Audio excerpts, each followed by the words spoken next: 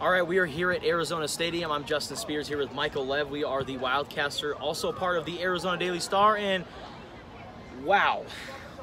I would say it was an interesting game. I wouldn't say entertaining, but it definitely was interesting. It got entertaining towards the end. The Arizona Wildcats fall to the USC Trojans 24-20.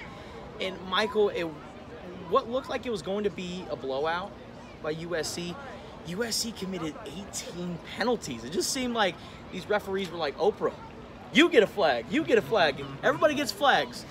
And Arizona had an opportunity at the end, and they just couldn't capitalize.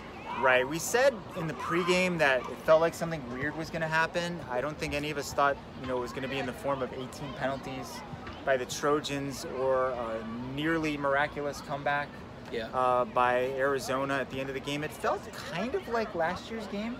In a way, if you remember, Arizona was down 28-6 in the third quarter. They came all the way back to tie, 35-35, and then USC pulled away. Tonight it was 24-0. They made it 24-14. Then they scored late to make it 24-20. Then Lucas Haversick missed the extra point, which prevented them from tying with a field goal if they had gotten the ball back, which they didn't because the onside kick did not work. My biggest takeaway from the first 2.5 quarters or so is just that USC was superior in the trenches. Yep. They were able to run the ball, Arizona was not. And if Arizona is unable to run the ball, if they don't have that inside running game going, their offense stalls. And that's what we saw tonight, because the inside run is what sets up everything else. That sets up Khalil Tate passing. That sets up Khalil Tate getting to the outside. And it wasn't there. On the flip side, we all thought that USC would this would be the game where they would find their rushing attack, and they did. Yeah. And the 69-yard touchdown run by Cedric Ware was kind of the icing on the cake for them. They kind of went into a shell after that. They kept making mistakes. I was impressed, frankly, with the Arizona defense. Yeah. From, like I said, about the halfway through the third quarter on, they forced turnovers. They got third down stops. They got a fourth down stop. That, to me, would be the biggest positive to take away from the game. But they're going to have to figure out some sort of plan B on offense, if the run game isn't working. And, you talk about that rushing for Arizona, 111 yards. J.J. Taylor by himself last week had 284 yards. That's gross. It's gross in more than one way. It's a gross figure, and that's the gross. It's actually 98 net. 98 net. You have to take into consideration the losses, okay? Yep. So, yeah, 98 yards rushing. Like you said, they had 284 by J.J. Taylor last week. Gary Brightwell had over 100. Obviously, there's a big difference between USC and Oregon State. Yep. And Oregon State is clearly the worst team in the conference. They got blown out by Arizona State tonight. But they're not going to win a lot of games where they're rushing for less than 100 yards, right? Yep. They're also not going to win a lot of games where Khalil Tate has to pass the ball more than 30 times. I don't have the figures in front of me, but I'm pretty sure they have never won when he attempts 21 or more passes in a game. I know they haven't won when he attempts more than 30.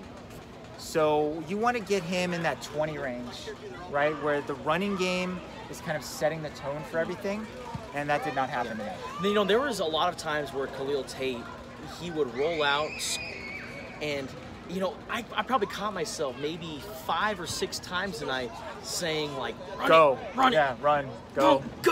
And it was just simply him just kind of waiting. He'd run out of bounds.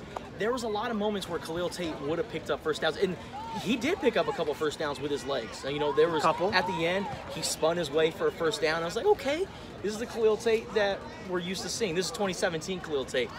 And then there was a lot of times, though, where you would say go, and he just wouldn't do it. And, he just doesn't seem right mentally. And, Michael, you asked him about his interception in the post-game press conference. And, Khalil Tate, seeing him in press conferences or media availabilities, he's kind of I wouldn't say arrogant, but he's got a little confidence. He's got a little mojo to him. And after a loss, he didn't accept it right away. You asked him, what did you see on that interception? And he just stared at you. He did. He seemed to almost not remember the play, which I find hard to believe since it was the only interception that he threw in the game. And it was, frankly, a really bad play.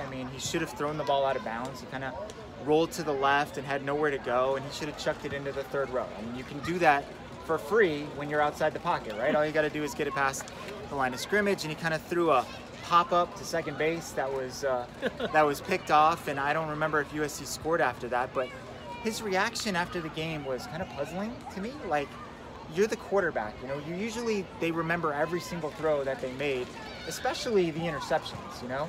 Yeah. He could have easily, I asked him at first, you know, were you trying to throw the ball out of bounds? And he didn't seem to know what I was referring to exactly, and I kind of went on to explain things a little bit more. I don't want to belabor the point too much, but when you're the starting quarterback at a place like Arizona or anywhere, you have to be a stand-up guy, win or lose, right? You have to step up to the plate, you have to answer the reporters' questions, you have to take responsibility and accountability, and I feel like he did not do that, at least with that particular question after the game. Colin Schooler did, though. Yes, Colin Schooler about the defense, and Colin Schooler, he last time I checked, I don't know what his total stat line is, but I believe he finished with 10 tackles. He had a fumble or forced fumble and a fumble recovery. It was 13 tackles. 13 tackles. Yep. One fumble, one forced fumble, one fumble recovery. And yet he said it was his fault, right? Exactly. Right. This whole topic came up after the game about the energy level, because Khalil Tate said that he felt like the Wildcats didn't play hard for all 4 quarters. And then I asked the same, you know, like Colin or others, did you feel the same way?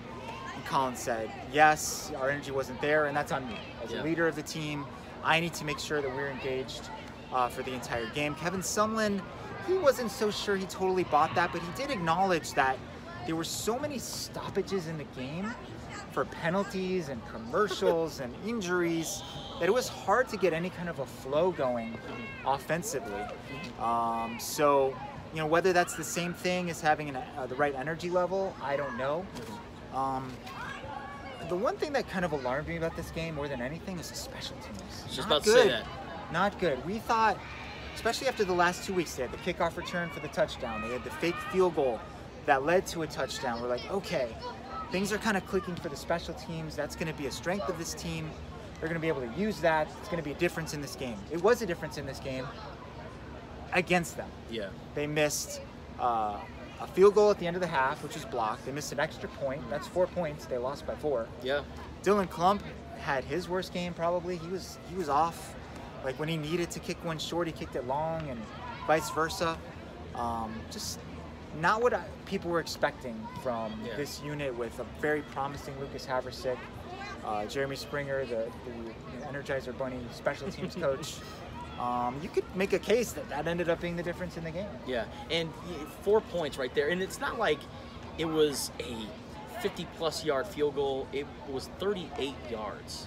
Right. You know? Yeah. And Lucas Haversick last year against Washington State made a 57-yard field goal. At the end of the first half, right? Yeah. Yeah. And the PAT that he missed, I mean, that right there, like you said, Arizona loses by 4 points. It didn't end up, the PAT didn't end up mattering because they didn't recover the onside kick, and they also had a sequence of a gazillion plays trying to get in from the 1 yard line that took up a lot of time off the clock, etc.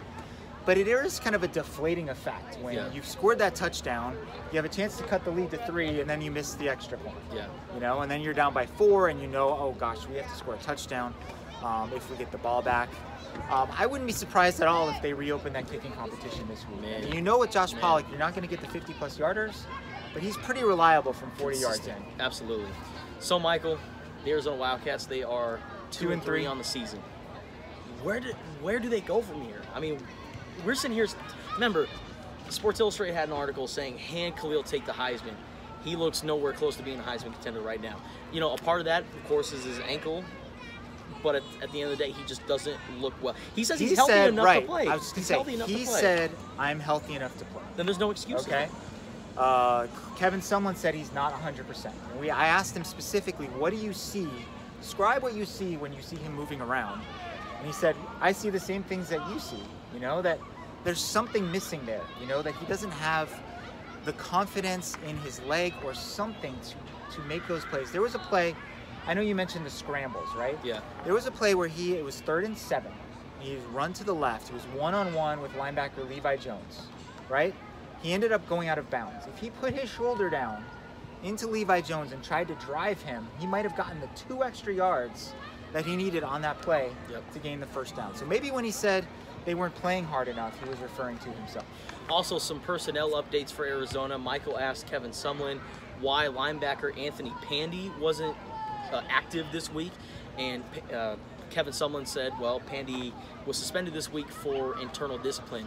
We don't know what that is, but Arizona definitely could have used him tonight. Yeah, one other thing worth monitoring is that Leif Freck had to leave the game in the fourth quarter. It seemed like he sprained his ankle or something against Oregon State, and Coach Sumlin said that he was having trouble moving laterally.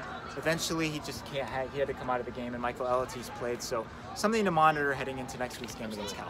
Okay, well, the Arizona Wildcats will be back here next week against the Cal Golden Bears. You can follow us on Twitter at the Wildcaster, and don't forget to download the app, available on the App Store and Google Play. For Michael, I'm Justin. Oh, by the way, camping in the background here at Arizona Stadium.